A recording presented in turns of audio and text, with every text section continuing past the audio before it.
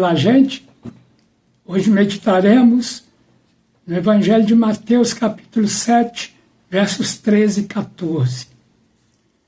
Jesus disse: entre pela porta estreita, porque larga é a porta, espaçoso o caminho que conduz para a perdição, e são muitos os que entram por ela. Estreita é a porta, e apertado o caminho que conduz para a vida, e são poucos os que o encontram. Jesus falou isso no final do Sermão do Monte. Ele já vem ensinando várias coisas aos discípulos, né? Como a respeito das esmolas, a respeito da oração, a respeito do jejum. Ele fala sobre os tesouros no céu, a luz do corpo. Isso depois de ensinar, desde o capítulo 5 aqui de Mateus, né? E nós estamos aqui no capítulo 6, onde Jesus fala que nós não podemos servir a dois senhores, não podemos nos dedicar a um e desprezar o outro, nós não podemos servir a Deus e as riquezas. E ele fala também das preocupações: não andeis ansiosos por coisa alguma. Olhe para os pássaros.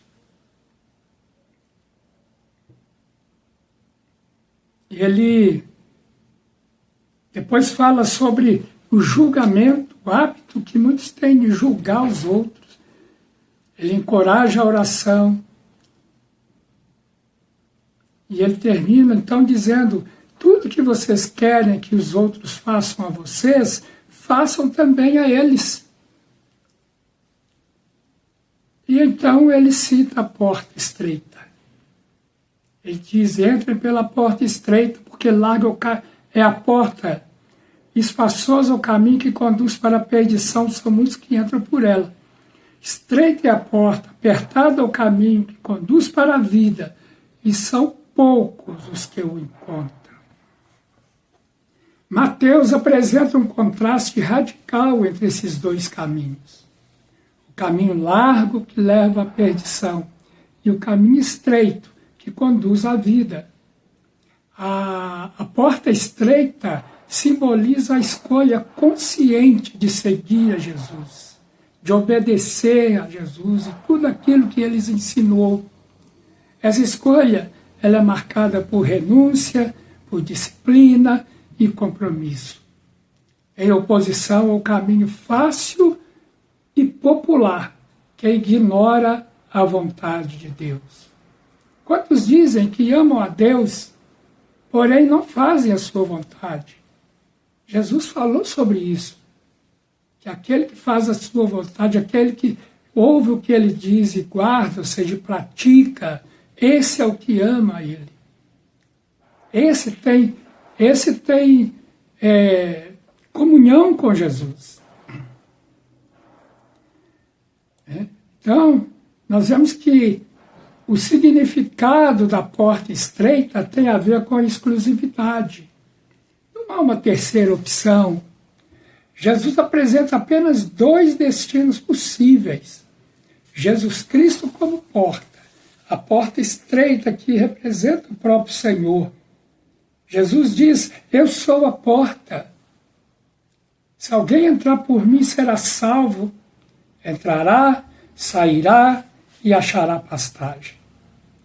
Então, entrar pela porta estreita é aceitar Jesus como Salvador. E isso tem a ver ou requer renúncia e santidade. O caminho estreito fala de resistir ao pecado e compromisso com a vontade de Deus. O apóstolo Paulo, escrevendo a Timóteo, um jovem pastor, ele diz: fuja das paixões da mocidade, siga a justiça, a fé, o amor e a paz com os que de coração puro invocam o Senhor. Esse versículo, então, ele orienta especialmente os jovens a se afastarem de desejos malignos e focarem nas coisas de Deus. Tiago, o irmão de Jesus, ele diz: sujeitai-vos, pois, a Deus e resisti ao diabo, ele fugirá de vós. Chegai-vos a Deus e ele se chegará a vós. Limpai as mãos, pecadores. E vós, de duplo ânimo, purificai os corações, humilhai-vos perante o Senhor, e ele vos exaltará. Aqui, a Bíblia ensina que a submissão a Deus e a resistência ao diabo fazem com que o pecado e a tentação se afastem. O apóstolo Paulo diz: fugir da prostituição. Todo pecado que o homem comete é fora do corpo, mas o que se prostitui peca contra o seu próprio corpo. Quando a Bíblia fala de prostituição, de prostituir, ela não fala da prostituição como nós a conhecemos, né? Ele está falando de pecado. É símbolo de pecado quando a pessoa que diz que ama a Deus, mas faz tudo aquilo que é contra a vontade de Deus. Ele diz que ama a Deus, mas ele não sai do pecado. Ele diz que ama a Deus, mas a sua palavra, quando abre a boca, só sai palavrão. Ele diz que amar a Deus, mas ele odeia o seu próximo. Ele não perdoa. Isso é prostituição diante de Deus. E esse versículo, então, é um chamado direto a se afastar de práticas que corrompem o corpo e a alma. Não são muitos, irmãos. Não são muitos os que escolhem esse caminho. Porque esse caminho não é fácil, é um caminho exigente, contracultural.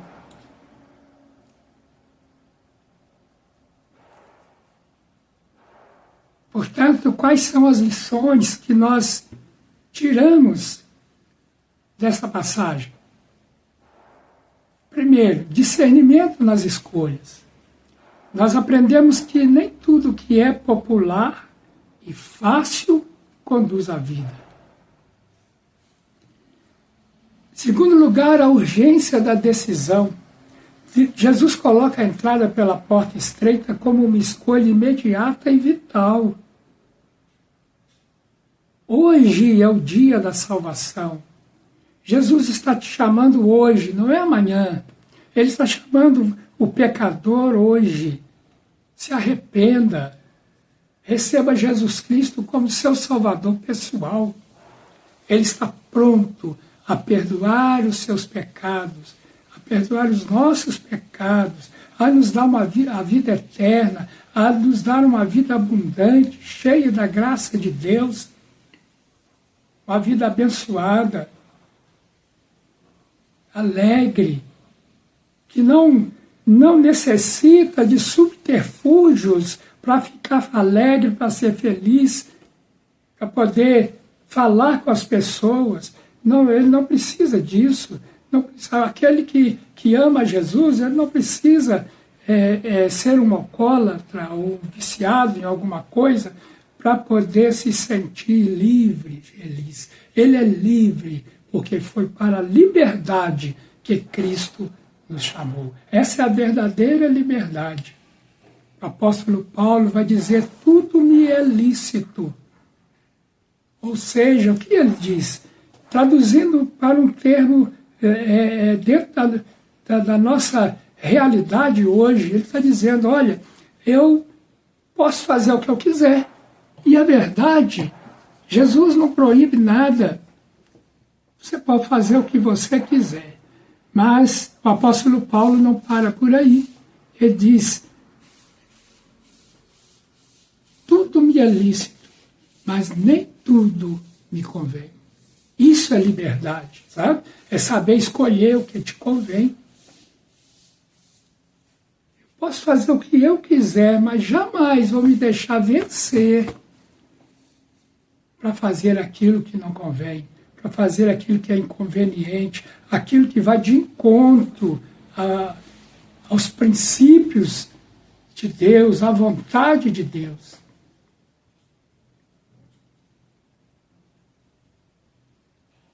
Então hoje nós temos essa urgência de decisão. Abre o seu coração para Jesus. Jesus é o Filho de Deus que veio a esse mundo morrer pelo pecador. Ele deu-se a si mesmo. Ninguém matou Jesus. Jesus deu a sua vida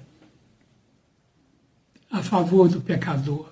E todo aquele, isso é promessa dele, todo aquele que se volta para ele arrependido, ele concede o perdão dos seus pecados e vida eterna. Faz-me lembrar do ladrão na cruz. Então, todos nós sabemos que Jesus foi crucificado diante de dois malfeitores. A Bíblia diz que eles eram assassinos, homicidas, sinônimo de assassino. Eram pessoas más, homens ruins, bandidos, terríveis, perversos.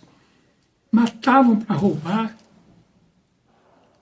E aqueles homens estavam também xingando Jesus junto com aqueles fariseus e sacerdotes que estavam por ali, os religiosos da época, xingavam a Jesus e zoavam Jesus e diziam: você não diz que é o Filho de Deus, então desce daí. Não é isso aí que vai segurar o Filho de Deus. Desce daí, tira a gente também daqui. Muitos hoje estão querendo isso, sabe? Que Jesus perdoe a ela e a entendam, para que ela possa praticar tudo de acordo com a sua vontade. Não. Jesus não veio para entender ninguém, desculpar ninguém, passar a mão na cabeça de ninguém. Ele veio para aqueles que sabem que são pecadores e estão perdidos. Um daqueles bandidos ali na cruz, ele tem uma experiência, ele passa a crer e ele fala com Jesus, ele fala: Senhor, quando o Senhor vier no seu reino, lembre-se de mim. Se ele está falando do reino de Jesus, ele está reconhecendo que Jesus é Deus, que ele é o Salvador da humanidade. Jesus, que estava calado há 3 horas, nesse momento ele fala. E ele fala com aquele moço. Ele disse: olha, hoje ainda você vai estar comigo no paraíso. O dia é hoje, o dia da salvação é hoje. Não deixe passar essa oportunidade. Não deixe que essa porta se feche. Ela já é estreita, entre por ela. Não entre pela porta larga. Porta larga é a porta onde você vive uma vida se deleitando e fazendo o que quer, fazendo aquilo que a sua cabeça diz, fazendo a sua própria vontade, sem se preocupar com nada, nem com ninguém, não dando satisfação da sua vida. E olha que a sua vida pertence a Deus. Nós devemos satisfação a Deus pela nossa vida. Jesus diz assim: quem ama seu pai ou a sua mãe mais do que a mim, não é digno de mim. Quem ama o seu filho ou a sua filha mais do que a mim, não é digno de mim. E quem não toma a sua cruz e vem após mim, não é digno de mim. Quem acha a sua vida perderá, e quem perde a vida por minha causa, esse a achará. Quando Jesus diz que perder a vida e achar a vida, ele não está falando de morte, ele não está falando que aquele que morrer, né? Não está falando nada disso não, ele está falando que aquele que viver em renúncia, servindo a Deus, renunciando à sua própria vontade para cumprir a vontade de Deus, esse achará a vida.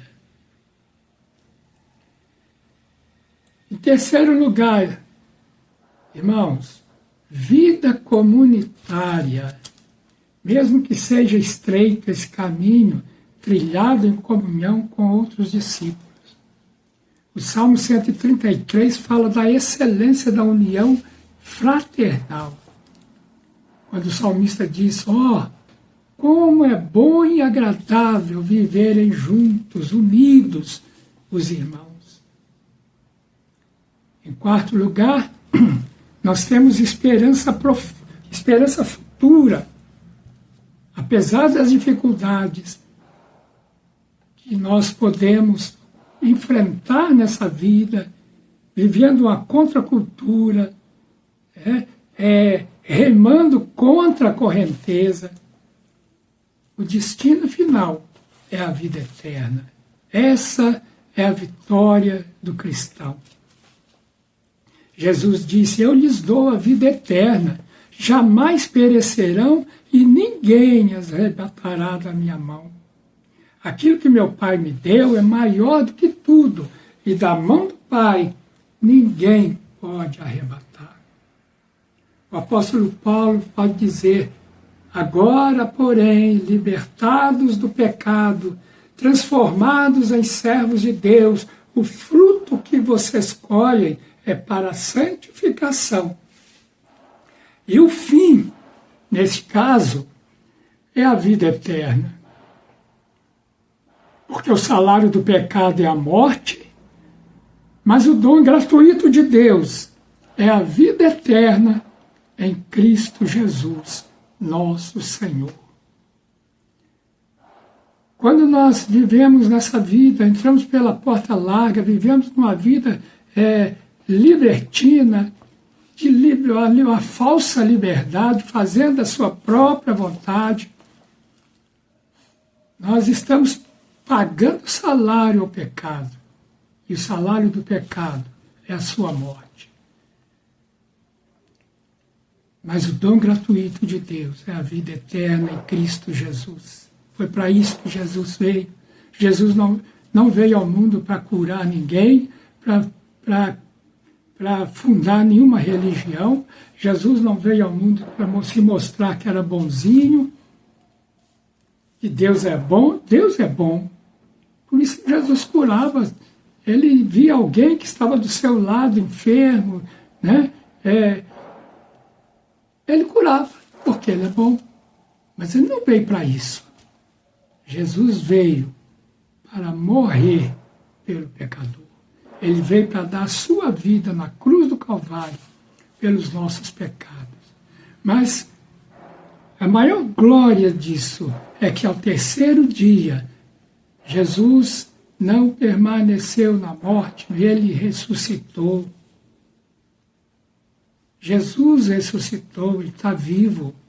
E ele pode salvar a todo aquele que queira, a todo aquele que quer, a todo aquele que se achega a ele com o coração contrito, a todo aquele que o confessa como Salvador e Senhor da sua vida. Todo aquele que ama Jesus e quer cumprir a sua vontade.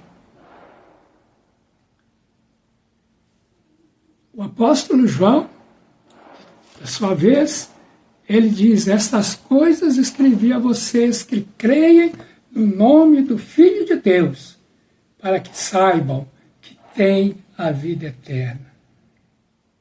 Então, nós vemos que a mensagem de Mateus, capítulo 7, versículo 13, 14, no final do Sermão do Monte, para fechar o Sermão do Monte, é um convite à seriedade espiritual.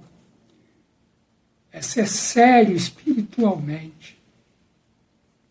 Seguir Jesus não é simplesmente trocar de religião. Seguir Jesus é escolher um caminho que pode vir a se tornar difícil, um caminho de entrega e perseverança, mas um caminho que te leva para o céu. Este texto desafia o cristão a viver de forma contracultural, desafia o cristão a remar contra a corrente o seu barco,